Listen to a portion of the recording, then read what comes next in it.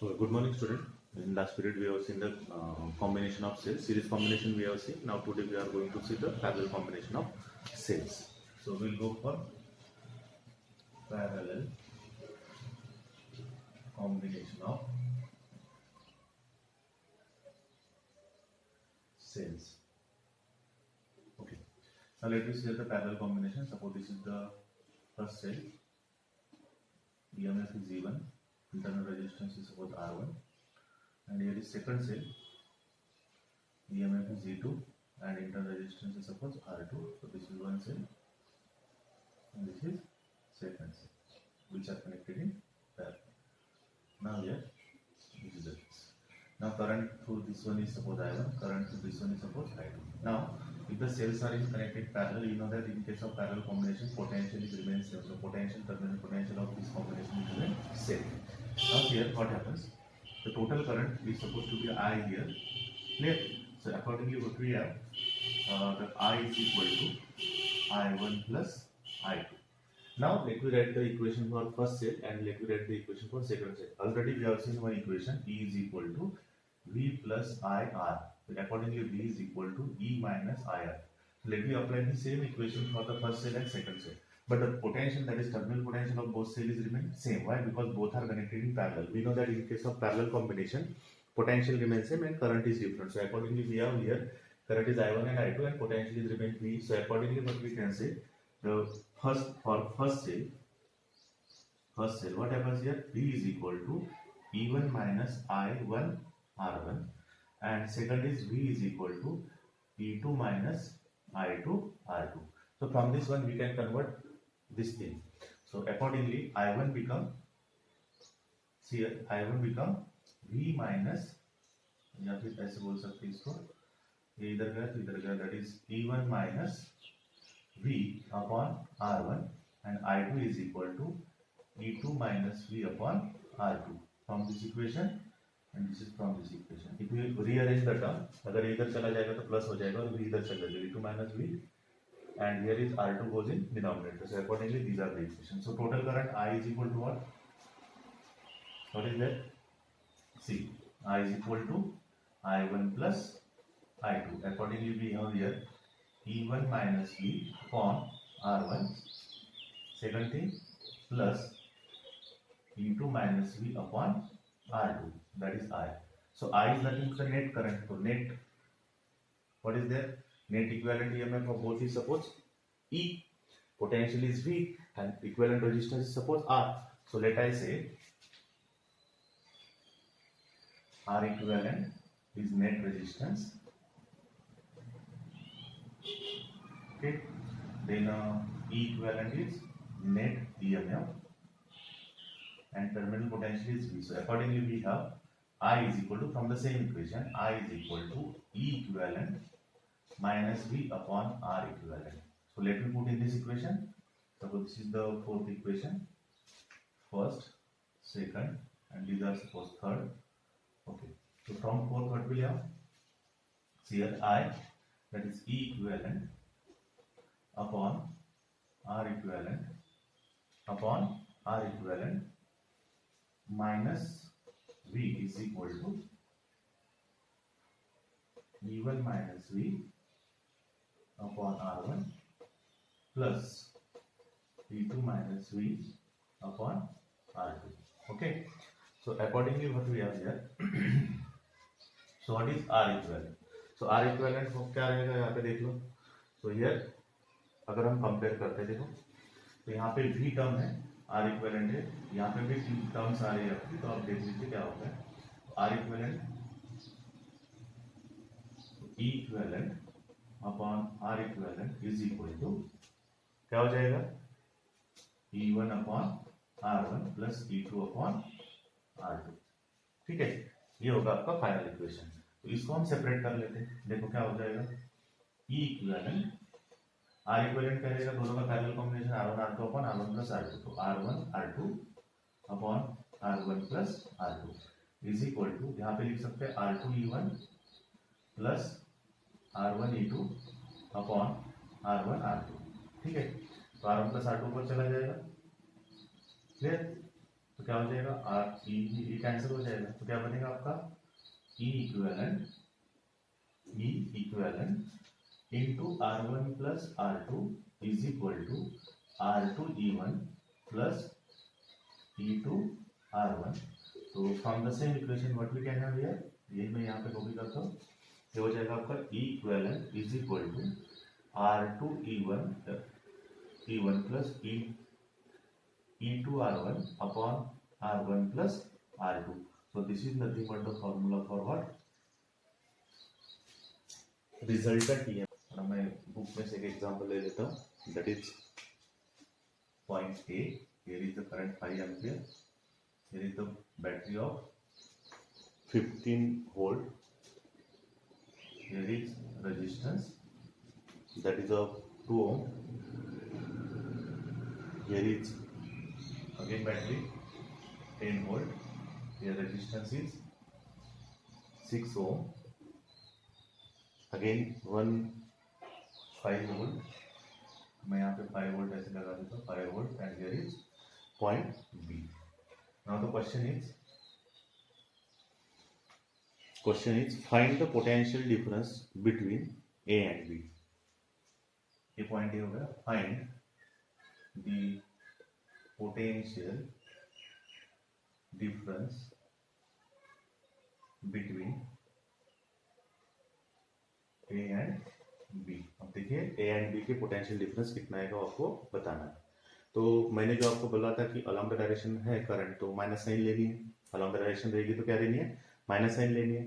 तो हर बार वही करना है। अब यहाँ पे थोड़ा सा चेंज देखो क्या है, ये पॉजिटिव निगेटिव पॉजिटिव निगेटिव, यहाँ पे निगेटिव पॉजिटिव जा रहा है, तो थोड़ा सा इसके ऊपर ध्यान देना है। देखो तो स्टार्ट करना है बी ए, लिख लिया हमने यहाँ का पोटेंशियल बी ए, ये कितना करंट है अलॉन्ग द सेम डायरेक्शन, तो -5 एम्पियर, तो इंटू 2 हो गया, ठीक है, 5 इंटू 2। और ये देखो इसमें से जाने वाला करंट क्या रहेगा, ये कितना है -15 हो गया, पॉजिटिव निगेटिव है, ये भी पॉजिटिव निगेटिव है, -10 हो गया, यहाँ पे 6 है और 5 एम्पियर है, तो -6 इंटू 5 हो गया, लेकिन यहाँ पे निगेटिव टू पॉजिटिव जा रहे हैं तो +5 होगा, और यहाँ पे आएगा आपका बी। एक बार ध्यान दीजिए, क्लियर समझ में आया क्या हुआ, ये जो है 5 माइनस टू प्लस जा रहे हैं, हमें पता है माइनस टू प्लस जाने के बाद क्या करते हैं हम, साइन लेते हैं उसका प्लस। अब B A minus V B करना है, तो बी इधर लेके आओ, तो B A minus V B is equal to क्या होगा, इधर चला जाएगा 10 माइनस बी प्लस हो जाएगा 15, माइनस है तो +10 हो जाएगा, माइनस है तो +30 हो जाएगा, और प्लस है तो -5 हो जाएगा। क्लियर है, इस तरह से ये हो जाएगा आपका। अब इसको क्या करना है, आपको सॉल्व करना है। देखो 30 40 50 60 65 -5 that is 60 volt। So what is the potential difference between B and B point? That is 60 volt। कभी कभी क्वेश्चन ये भी पूछ लेते हैं, यहाँ पे पोटेंशियल दिया रहता है आपको, सब यहाँ पे 10 वोल्ट दिया होता है, तो क्या लिखते हैं V is equal to 10 volt, और आपको बोलते हैं कि यहाँ का पोटेंशियल निकालो। क्लियर है, तो इस तरह का भी क्वेश्चन सेट होता है। मैं आपको 2-3 क्वेश्चन दे रहा हूँ, आप प्रैक्टिस करिएगा।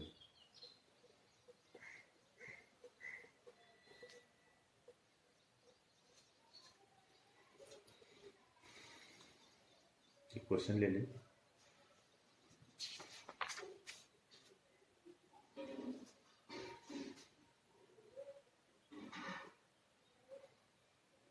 यहाँ पे आपका पॉजिटिव नेगेटिव रेजिस्टेंस, दूसरा आपका पॉजिटिव नेगेटिव रेजिस्टेंस, तीसरा आपका पॉजिटिव नेगेटिव रेजिस्टेंस, इसको क्लोज कर दिया, 210 625 625 210 volt, and third one is 450। ठीक है, इस तरह से आपका ये हो गया। आपको क्या निकालना है यहाँ पे, potential difference between the point A and B. तो ये सॉल्व करना है आपको, तो यहाँ से आपको निकालना पड़ेगा एग्जाम्पल। आप लिख लीजिए, पिक्चर थोड़ा सा सॉल्व करना है इसको, तो करंट थ्रू ऑल ब्रांचेस निकालना है, करंट थ्रू ऑल ब्रांचेस। ठीक है, ये आपके लिए असाइनमेंट है। Okay, now let we go for the next point. Wheatstone bridge, ठीक है, वो रेजिस्टेंस कॉम्बिनेशन में काम में आता है व्हीटस्टोन ब्रिज। तो next point is what, Wheatstone bridge, Wheatstone bridge. अब व्हीटस्टोन ब्रिज होता है, देख लीजिए, it is combination of 4 resistors, जैसे ये हो गया एक, दूसरा, तीसरा, they are arranged in such a way, and there is a one galvanometer at the center at one diagonal, and EMF is applied to the other diagonal end. So this is nothing but the diagram for Wheatstone bridge. Let I say this is R1, this is suppose R2, this is suppose R3, and this is suppose R4. Okay. So what is the principle of this one? So first of all, let me see the principle of Wheatstone bridge. Wheatstone bridge.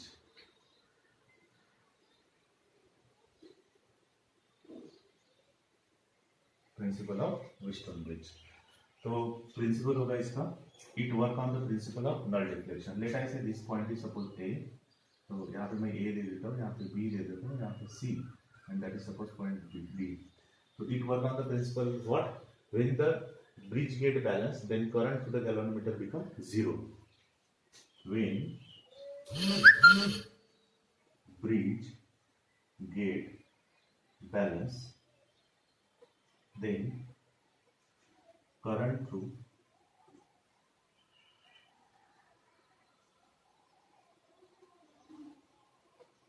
galvanometer, current through galvanometer is 0. That is also called as a null deflection condition. Null deflection condition.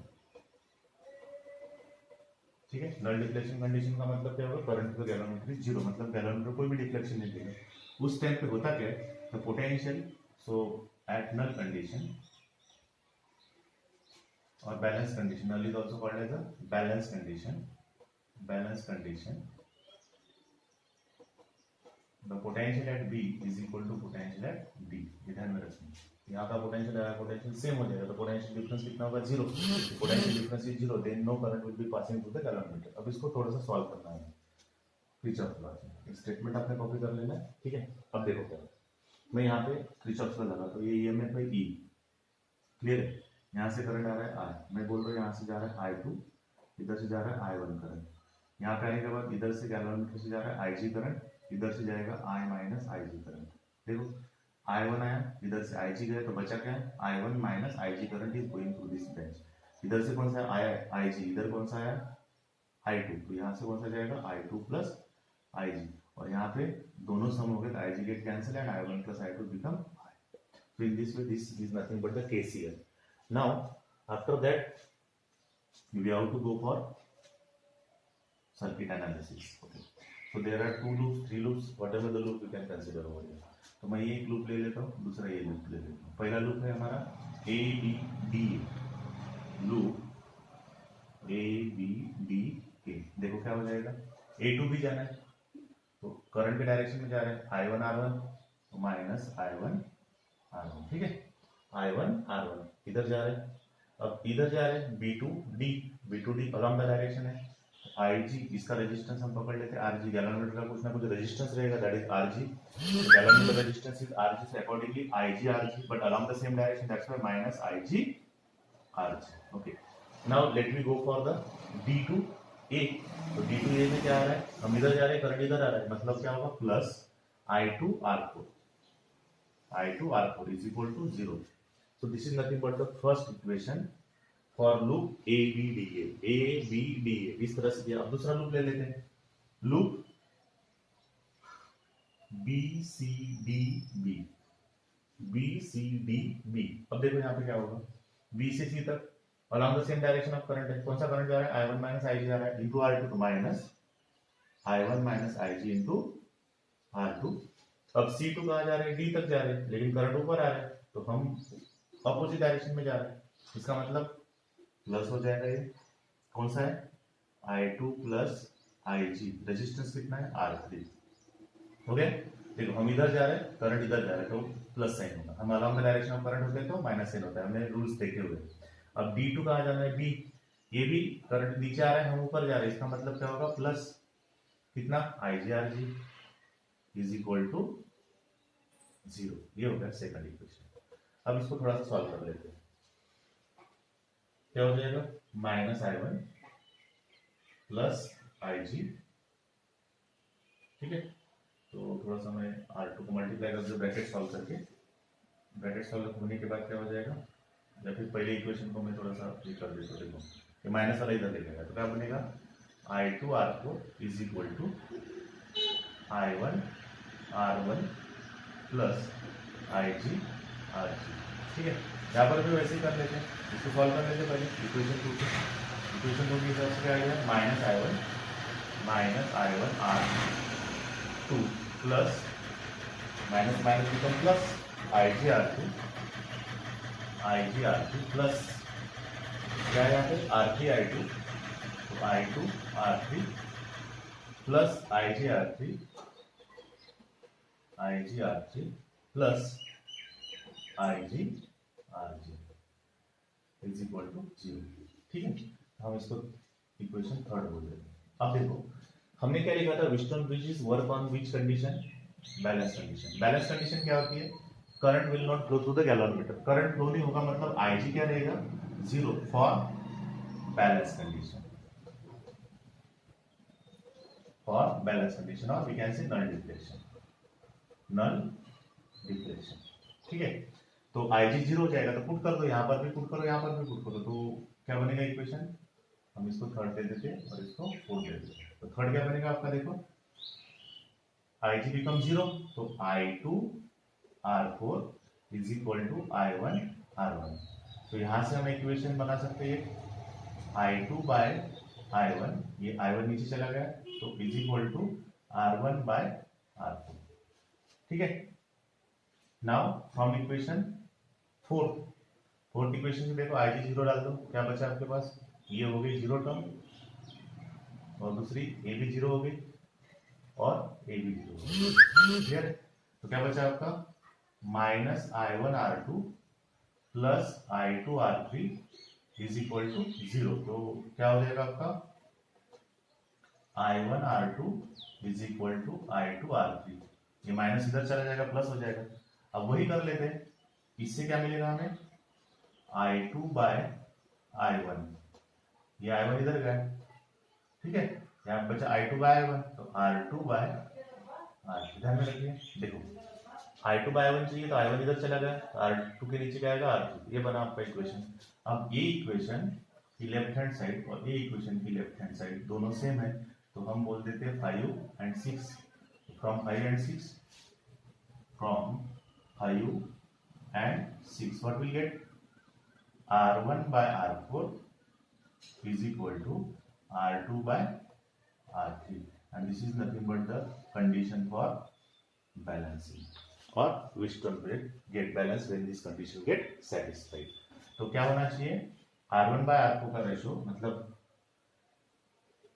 इसका ratio इस ratio के बराबर होना चाहिए, या फिर इसको हम ऐसा भी कर सकते हैं, क्रॉस मल्टीप्लिकेशन करके देखो, R1 R3 is equal to R2 R4, simple इसमें रखना है। देखो R1 का है, ये है, R3 का है, ये दोनों कैसे दिख रहे हैं, डायगोनली अपोजिट दिख रहे हैं, देखो ऐसे इस तरह से। इन दोनों का प्रोडक्ट अगर इन दोनों के प्रोडक्ट के बराबर आ जाता है, जैसे होता है ना, ये प्रोडक्ट इसके बराबर आ गया, तो क्या हो जाएगा, ब्रिज गेट बैलेंस। जब ब्रिज गेट बैलेंस हो जाता है तो इसमें से जाने वाला करंट क्या होता है, 0, मतलब इसमें जो भी एलिमेंट्स रहेंगे वो हमने हटा भी दिए तो सर्किट पे कोई भी असर होने वाला नहीं है, that is the case.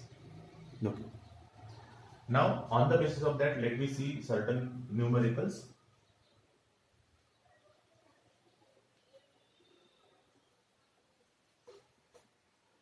Okay. Suppose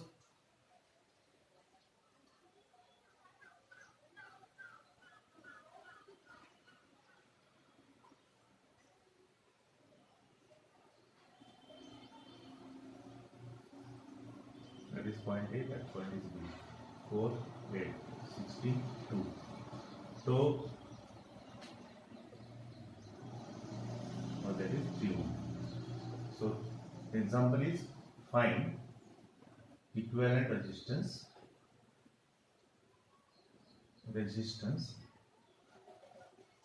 find equivalent resistance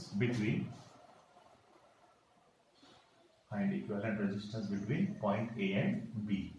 ले सकते हैं resistance between A and B. तो कैसे करेंगे देखो,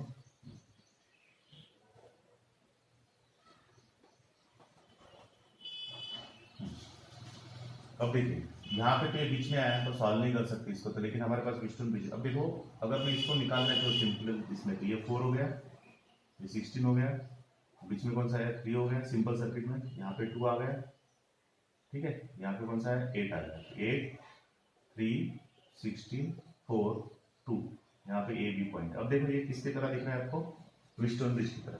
अब देखो 8 4 जार 32 and 16 2 जार ऑल्सो 32, मतलब क्या हुआ ब्रिज गेट बैलेंस। तो हम 3 को निकाल सकते हैं, हटा दो 3 को, तो आपका सर्किट क्या बनेगा,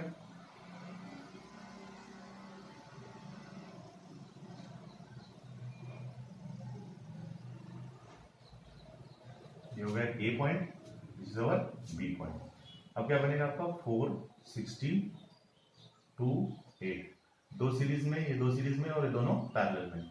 तो इसको हम R1 पकड़ लेते हैं, इसको R2 पकड़ लेते। तो R1 की वैल्यू क्या आएगी, R1 is equal to 20 16 plus 4 and R2 is equal to what 8 plus 2 is 10, but this two are in parallel. तो हमारा सर्किट क्या बन रहा है, ए और दूसरा ए, तो ये ए और ये बी, इसके बाद आने वाला सर्किट हमारा, ठीक है, ये कितना है 20, ये 10 है, 20 पैरेलल क्या होगा, R equivalent 20 into 10 upon 20 plus 10। हमें फॉर्मूला पता है, दो रेजिस्टेंस पैरेलल में होते हैं तो R1 R2 upon R1 plus R2, ये फॉर्मूला हो जाता है।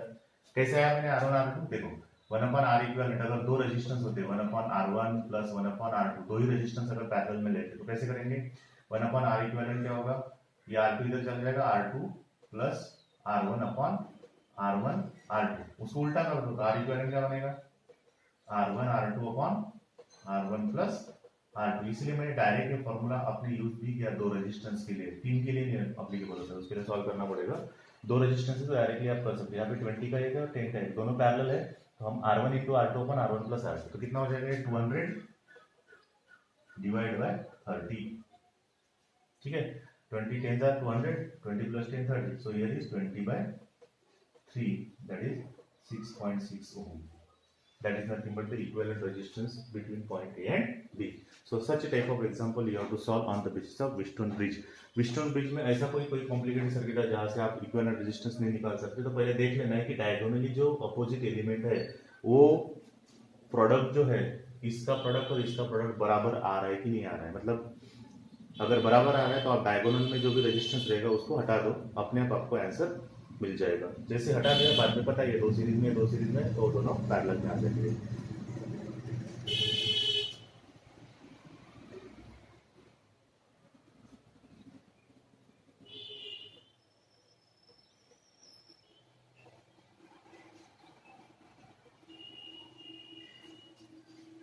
Now let you go for the meter bridge.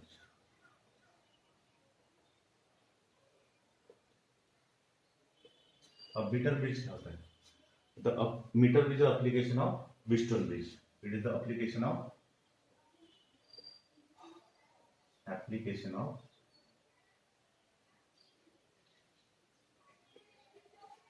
Wheatstone bridge. अब इसका भी प्रिंसिपल क्या होगा, work on the principle of null deflection. अब इसकी डायग्राम देखो, इस पे आपको बहुत सारे एक्सपेरिमेंट है 12th में, तो ये करने पड़ेंगे। अब देखो यहाँ पे एक कैसे बना होता है, there are 2 gaps, these are the metallic strips, broad, there is a one wire which is of length 1 meter, that's why the name is given as a meter bridge. This is the wire and below that one scale is attached. This is the scale to measure the length of the wire at which null point we are getting. So this is scale. This wire is having high thermal coefficient of resistance. Okay, alloy wire it is. Now its length is 1 meter. There are 2 points over here. This is the middle point. Okay. Now here battery is connected with the help of rheostat.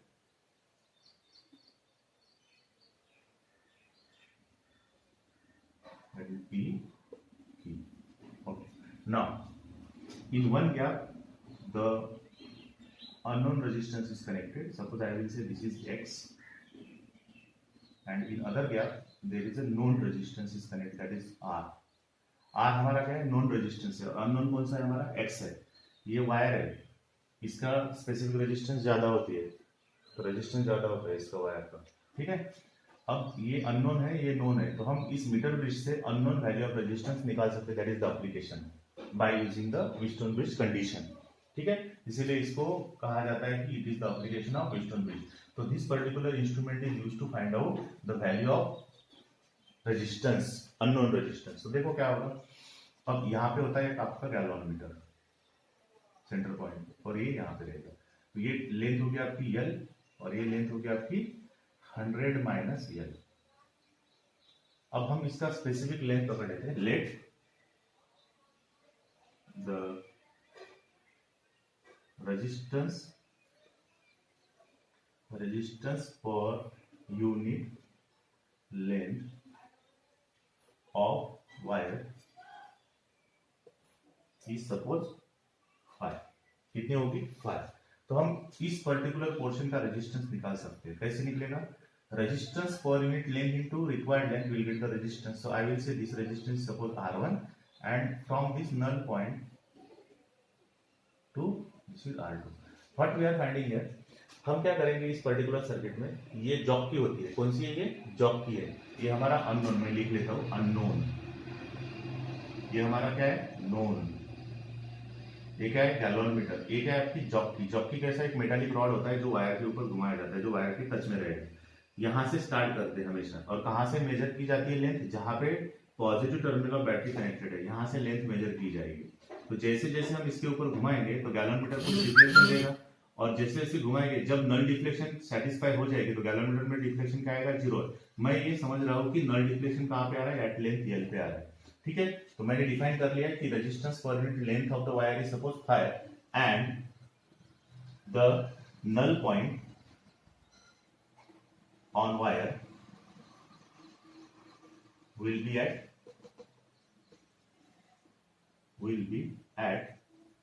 length L from A से length L पे उसका null point है.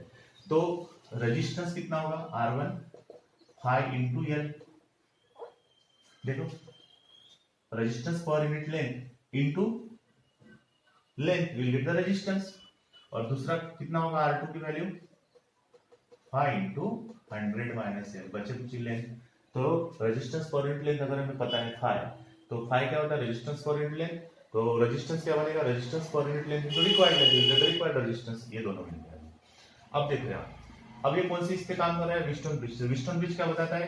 Opposite diagonally वाले जो resistance होते हैं उनका product और इनके प्रोडक्ट के बराबर होना चाहिए. तो क्या होगा? R into R1 must be equal to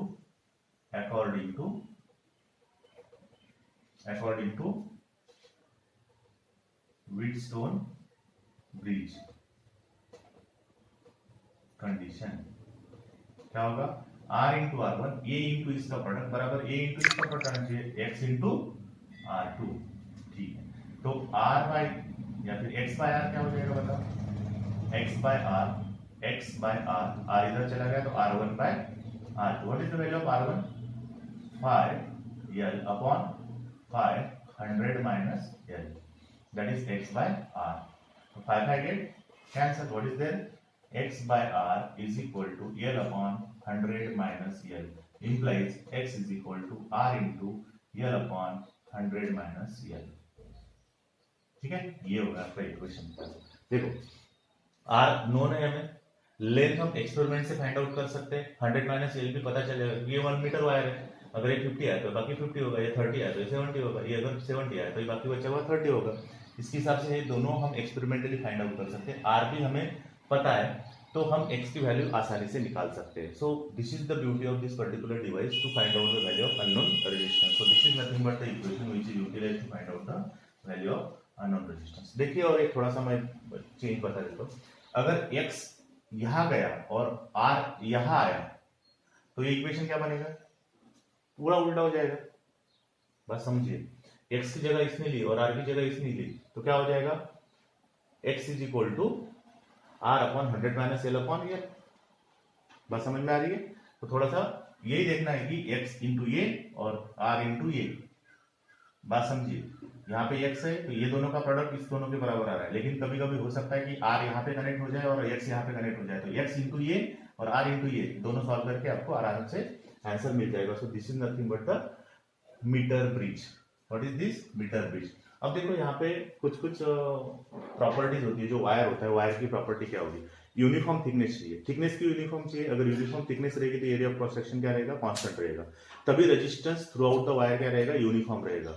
ठीक है, resistance per unit length always remain constant. लेकिन अगर ऐसा नहीं हुआ, यूनिफॉर्म क्रॉस सेक्शनल एरिया नहीं है, तो आपका रेजिस्टेंस वैरी होता रहेगा। दूसरी बात क्या है, इसका थर्मल कोएफिशिएंट ऑफ रेजिस्टेंस बहुत ज्यादा चाहिए। क्यों, क्योंकि क्या होता है कि कभी कभी हेवी करंट गया तो अगर वो आपको पता है कि करंट की वजह से रेजिस्टेंस कंडक्टर का बढ़ता है, मतलब चेंज होता है, तो यहाँ पर चेंज नहीं होना चाहिए। रेजिस्टेंस भी कांस्टेंट होना चाहिए पूरे वायर का थ्रू आउट द एक्सपेरिमेंट।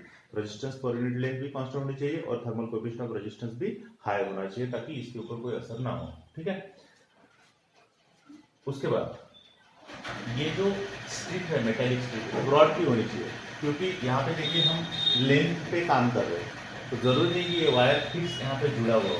अगर ये ब्रॉड नहीं लेते, ठीक है, ब्रॉड नहीं लेते तो अगर हमें थिन लेते तो एरिया क्रॉस सेक्शन कम होगा, तो इसका भी रेजिस्टेंस कुछ ना कुछ सर्किट में ऐड हो जाता है, पट्टी होगा। अगर यहाँ पे ब्रॉडनेस नहीं होता तो एरिया क्रॉस सेक्शन कम हो जाता है, और हमें पता है resistance inversely proportional to area cross section. Area बढ़ गया तो रेजिस्टेंस अपने आप कम हो जाएगा। तो क्या होता है, ये ब्रॉडनेस करने की वजह से क्या हो जाता है कि रेजिस्टेंस उतना जो हमारे ऑब्जर्वेशन है उसको अफेक्ट नहीं करता, एक्यूरेसी की तरफ हम जाते हैं। यहाँ पर भी कहाँ जाएंगे, एक्यूरेसी की तरफ जाएंगे, इसीलिए ब्रॉड स्ट्रिप होती है। तीसरा, हमेशा जो रीडिंग हम लेते हैं तो रीडिंग हमेशा 33 से लेके 63-65 के बीच में आने चाहिए। मतलब हम बोल सकते हैं कि 35 से लेके 70 ऐसा रेंज रखना है आपको, फिक्स ऐसा। तो 33 से लेके 66 तक आपकी रेंज होनी चाहिए, जहाँ पे आप नल पॉइंट ऑब्टेन करें। एक तो एकदम एक्सट्रीम एंड पे नहीं लाने और यहाँ पर भी एक्सट्रीम एंड पे आपका नल पॉइंट नहीं लाना है। इसके हिसाब से आप इसको एडजस्ट कर सकते हो। ठीक है, ये दूसरा है। तीसरा एरर आने की पॉसिबिलिटी क्या होती है कि जहाँ पे वायर कनेक्टेड है वो क्या होते हैं, शार्पली ऐसा नहीं कर सकते डायरेक्टली ये पूरा का पूरा वायर यहाँ पे कनेक्ट हुआ, यहाँ पे हो सकता है यहाँ पे थोड़ा सा वायर आगे आ जाए, तो क्या होता है कि इससे एरर ऐड होता है। तो क्या होना चाहिए, जब भी हम कुछ रीडिंग लेते तो 2 बार एक ही रीडिंग लेने पड़ते। एक बार इस तरह से लिया, एक बार एक्स इधर डाल दो और इधर डाल दो, फिर से रीडिंग लो, तो इंटरचेंज करके रीडिंग लेते हैं, तो वो भी एरर हम मिनिमाइज कर सकते हैं। तो इस तरह से ये पूरा का पूरा मीटर ब्रिज का एक्सपेरिमेंट है और इसके डेरिवेशन है। Okay, thank you.